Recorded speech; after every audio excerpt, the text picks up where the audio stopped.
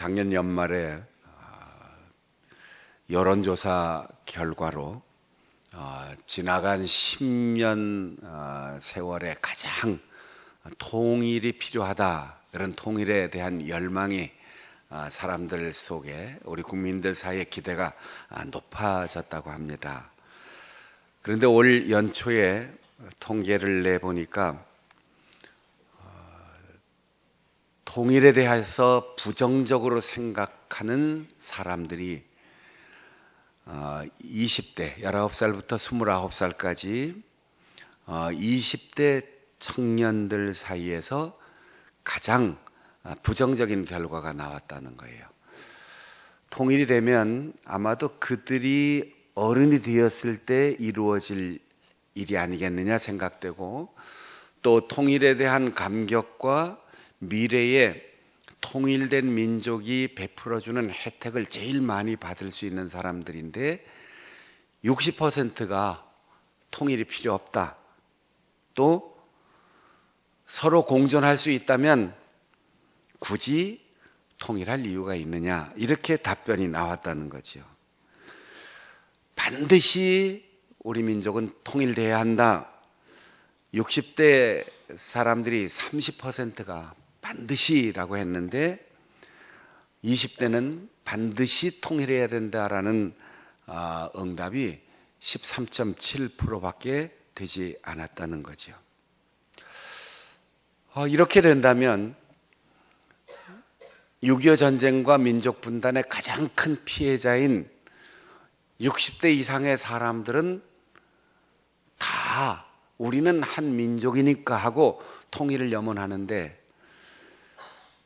분단 이후, 전쟁 이후 극복하면서 가장 평화롭고 가장 부유하게 살았던 사람들이 통일을 원하지 않는다라는 결론이 나온 거죠.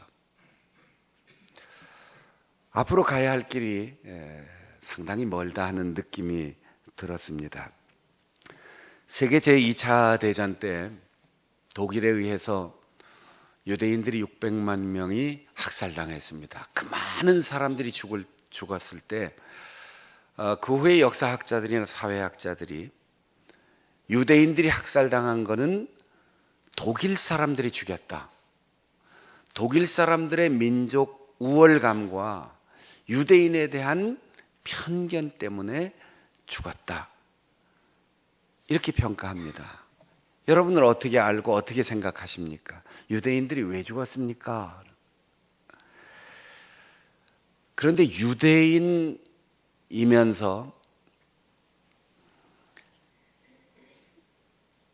유대인의 학살에 대해서 가장 깊이 연구한 여성학자 하나 아렌트라고 하는 사람은 유대인들이 죽은 것은 두 가지 원인이다. 첫째, 세계 정세와 정치에 대한 유대인의 무지.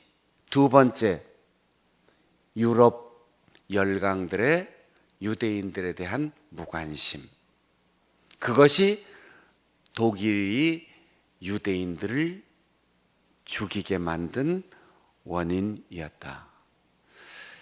이 비참하고 참혹한 역사를 바꾸지 않은 것은 유대인들이 힘이 없어서거나 독일인들이 잔혹해서가 아니라 유대인들 스스로 깨어나지 못했고, 힘 있는 세계 모든 제국들이 내 문제가 아니기 때문에 라고 무관심했다는 거예요. 역사를 바꾸지 않은 책임은 바로 지금 나에게 있다는 겁니다. 조선이 왜 일본의 식민지가 되었습니까? 해방 이후에 왜 우리 국가가 남북으로 분단이 되었습니까? 우리가 어떻게 경제 대국을 이루었습니까? 좋은 일은 내가 했다고 하고 좋지 않은 일은 누구 때문이라고 핑계하고 싶은 것이 인간의 심성입니다. 그러나 역사는 원인과 결과를 진단하고 결론을 내리기보다 그 과정에 참여한 내가 책임을 져야 하고 그 과정에 있는 내가 참여했느냐가 그 역사의 의미를 규정하는 겁니다. 우리는 장충단교회가 1945년 9월에 시작되었다. 그리고 오늘 자랑스러운 신앙 선배들의 전통을 이어받았다. 원인과 결과의 지식과 자부심을 가지고 있지만 과연 자랑스러운 교회를 이루는 그 과정 속에 내가 어떤 역할을 했느냐라고 물을 때 대답할 말이 있어야 내 교회가 자랑스러운 거예요. 제가 시골에서 목회할 때 교회의 창문틀이 다 썩어서 나무로 된 창문틀이 일그러지고 유리창이 흔들리고 비바람이 거세면 비가 새어 들어오고 그래서 창문틀을 다 떼어내고 알루미늄 샤시로 바꾸는 큰 리모델링 공사를 시작했어요. 다들 좋다고 했지요. 근데 연세 많으신 권사님 한 분이 목사님 다른 데는 다 바꿔도 이 앞에 문은 바꾸면 안 됩니다. 권사님 그게 무슨 말씀이세요? 비가 새고 창문이 다 뒤틀려서 겨울에는 춥고 여름에는 습기가 들어오는데 튼튼한 알루미늄 샤시로 다 바꾸겠다는데 권사님이 안 된다고 하는 이유가 뭡니까? 그랬더니 이거 앞에 이문할 때 우리 아들이 얼마나 힘들게 이 일을 했는데 이건 바꾸면 안 된다는 거예요. 여러분은 웃지만 당사자인 권사님은 심각한 문제입니다. 이 문을 달 때 내가 기도했고 우리 아들이 참여했고 땀 흘리고 눈물 흘려서 희생한 그 참여의 과정이 있는 사람은 다 썩어서 뒤틀린 창문도 아깝고 거기에 의미와 보람이 있는 거죠. 장충단교회 성도 여러분, 지난날을 자랑하고 오늘을 자랑하고 자부심을 갖기보다 내가 이 시작과 오늘의 결론, 이 사이에 나는 어떤 역할을 했는가? 나는 어떤 일에 참여했는가? 교회 빈자리가 많아요 라고 말하기 전에 내가 공예배를 잘 참석하고 있는가? 내가 NLTC 훈련에 참여하는가? 내가 전도 훈련을 받아서 한 사람이라도 그 죽음 속에 방황하는 인생들을 데리고 나왔는가? 교회 예산이 자꾸 줄어들어가고 있어요. 선교사님들의 요청은 많아요. 참 어려워요 라고 얘기하기 전에 내가 정말 11조 생활을 잘하고 있는지 때마다 일마다 하나님께서 나를 도우신 은혜에 감사해서 핑계만 있으면 헌금하고 핑계만 있으면 시간 내고 할 일만 있으면 참여하는지, 기도회에, 구역 예배에, 새벽 예배에 하나님 앞에 간절히 기도하고 있는지, 그리고 내 몸이 아파요, 내 가정에, 내 직장과 일터에 어려운 일이 있습니다, 기도해 주세요 라고 하기 전에 내가 정말 심야 기도에 나와서 우리의 어려운 이웃들을 위해서, 우리의 믿음의 가족들을 위해서 내가 기도의 빚을 지지 않고 그들을 위해서 사랑의 마음으로 간절히 기도해 본 일이 있는가? 참여한 일이 있는가를 질문해야 합니다. 예수께서 이 땅에 오신 것은 하나님의 약속에 의한 것입니다. 예수께서 억울하게 누명을 쓰고 십자가에서 죽으신 것 성경대로입니다. 무덤 속에 묻히신 예수께서 부활하신 그 놀라운 결과 하나님이 하신 일입니다. 하나님의 약속이 이루어진 것입니다. 그런데 예수님이 3년 동안 하나님의 나라를 선포하시는 그 과정에서 예수님께서 채찍에 맞으시고 가시에 찔리시고 넘어지고 일어나고 또 넘어지면서 그 무거운 십자가를 지고 골고다의 언덕을 올라갈 때, 그리고 마침내 십자가에 못 박혀 살이 찢어지고 피 흘리는 그 고통으로 하늘을 향하여 피눈물로 호소할 때 나를 위하여 죽으신 그분을 곁에서 눈물 흘리며 따라가는 사람이 있었고, 멀리서 바라보는 사람이 있었고, 아예 미리 도망가 버린 사람도 있는데, 그 과정, 우리가 늘 순환의 계절에 부르는 찬송처럼 거기 너 있었는가? 그때에 주가 십자가에 달릴 때 거기에 너 있었는가? 망치 소리 탕탕 들려올 때 그때 거기 너 있었는가?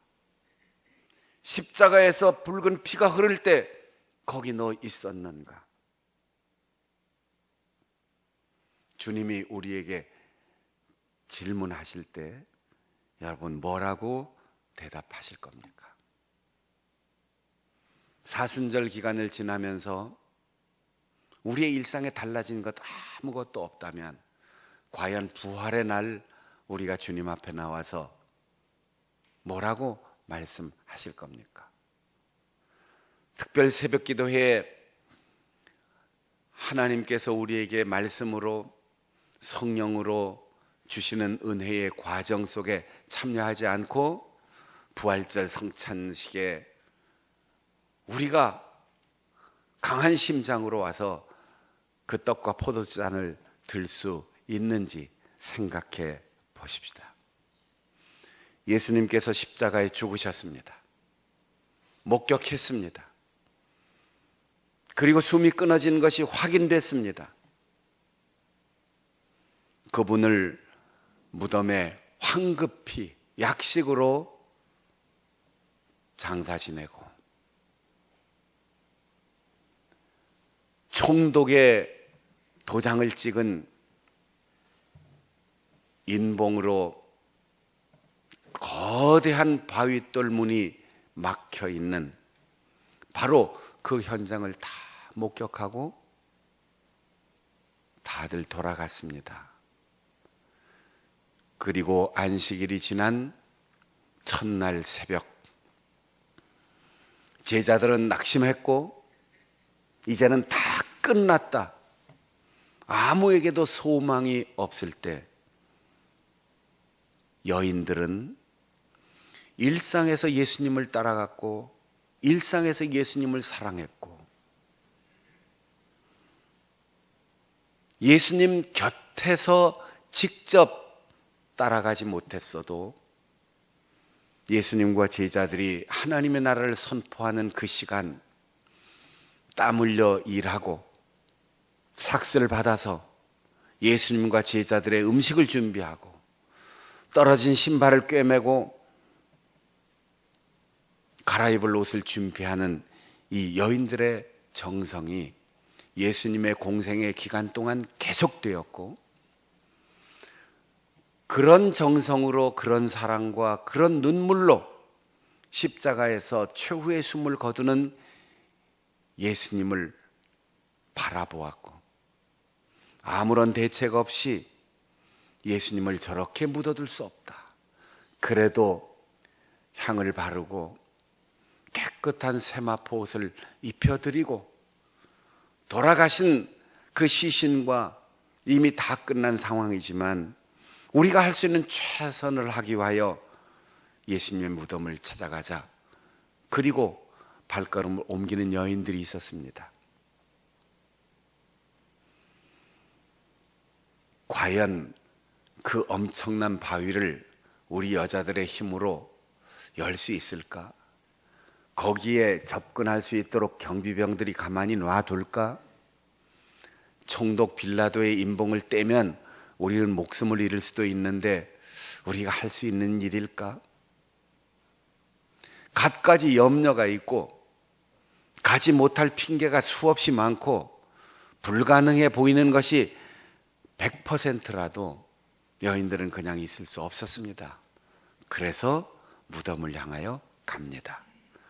대책도 없고 계획도 없고 가능성도 없고 어떤 지혜와 힘도 없습니다. 그래도 갑니다. 여러분, 어머니의 사랑이 자식들에게 전달될 때 가능한 일만 전달됩니까? 가능하기 때문에 자식을 낳고 기를 자신이 있기 때문에 손자 손녀를 낳고 잘 기를 자신감과 계획이 있어서 아이들을 양육합니까? 앞이 캄캄하고 이 시대에 아이를 기르고 교육시키는 것이 얼마나 힘든지 뻔히 보여도 사랑은 자식을 기르게 합니다. 그들이 움직이기 시작했을 때, 이 여인들이 무덤을 향해서 한 발짝 내디딜 때 바위가 움직이기 시작했습니다. 4개의 복음서가 다 기록하고 있지만 4개의 복음서가 순서대로 되어 있는 게 아니에요. 4개의 복음서 중에 마가복음이 제일 먼저 기록됐을 거다. 그렇게 학자들은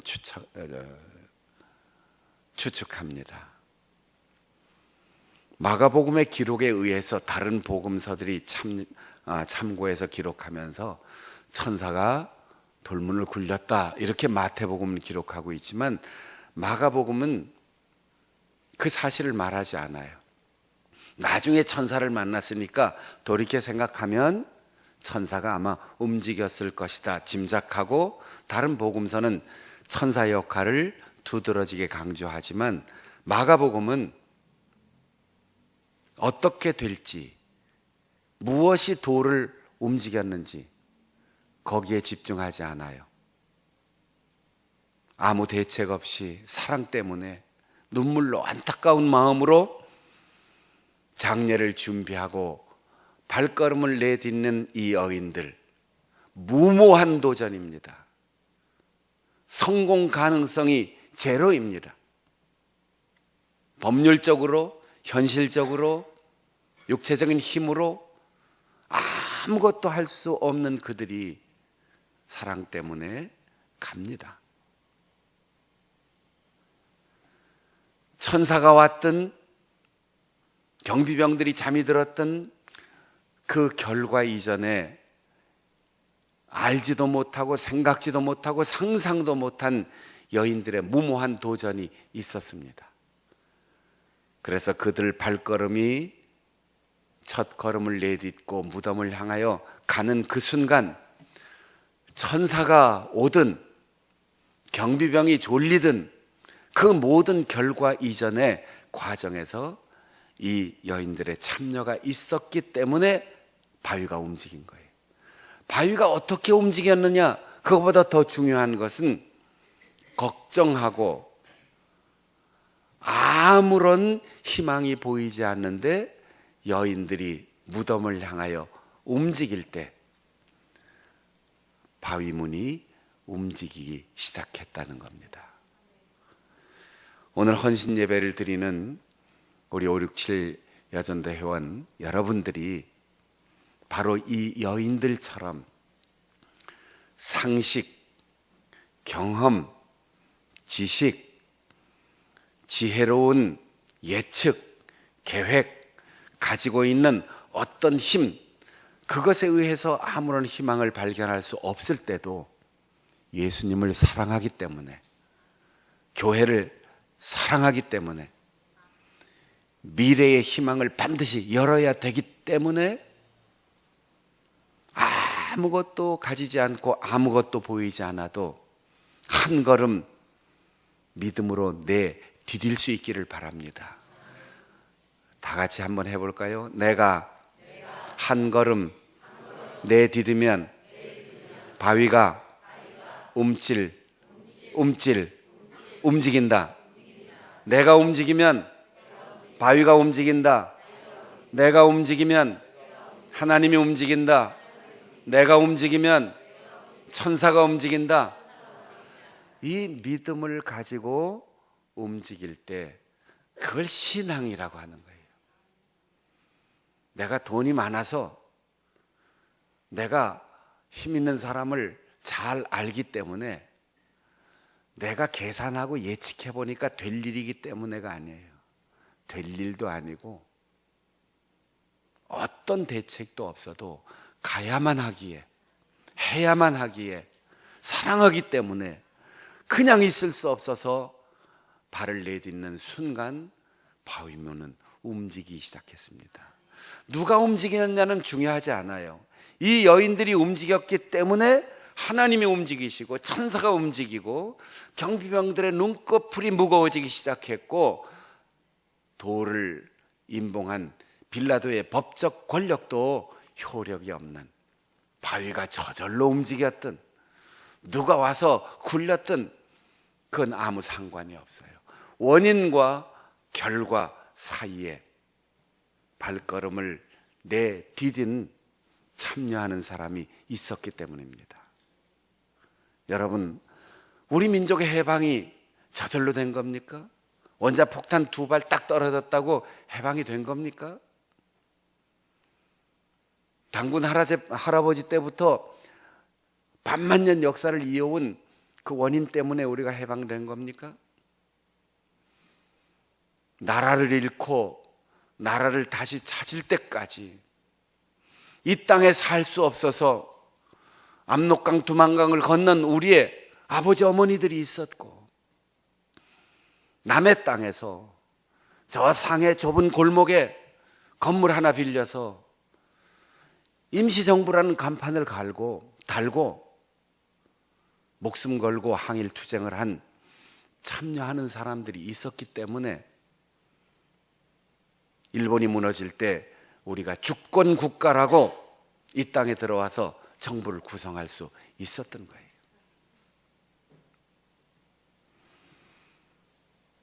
우리는 과정에서는 슬그머니 빠지고 결과에만 참여하고 싶은 이기적 생각을 늘 가지고 있습니다. 과거에 기억에 안주하고 언젠가는 되겠지, 누군가는 하겠지, 나는 할 수 없는 일인데 수많은 핑계 속에 안주하며 살 수 있습니다. 우리가 흔히 참된 신앙은 내려놓는 거다 이렇게 생각하는데, 그러면 내려놓음이 뭐냐? 내려놓는다는 것은 포기하는 게 아니에요. 내려놓는다는 것은 남에게 넘기는 게 아니에요.